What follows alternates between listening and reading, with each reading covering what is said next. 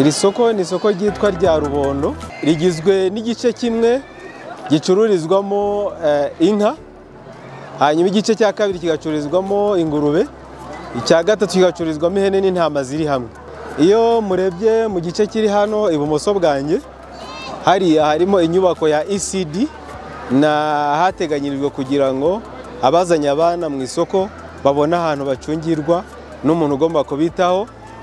Inyubako iri hano iburyo bwanjye ni ubwiherero, burimo ubwiherero bw'abadamu ndetse n'ubw'abagabo butandukanye, ndetse n'abafite ubumuga ntibibagiranye nabwo burahari. Mbere ritaravugururwa ryari isoko ribi ku buryo hariya twivurugutaga mu biziba cyane, ugasanga nkasubira hepfo hose inka ziraza zidukandagira, byose bikamba nk'uruyogi ugasanga birafatikanye.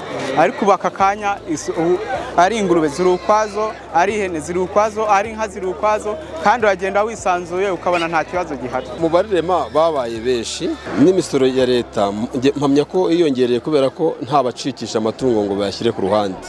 Natwe abacuruzi twagizemo amahirwe, nta bajura bakitwiba.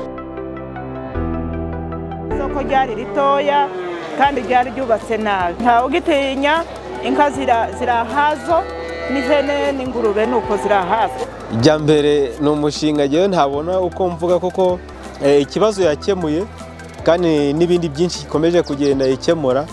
Ijya mbere rwose ni igitekerezo cyiza cyane, kuko biragaragara ko turiho tujya imbere binyuze muri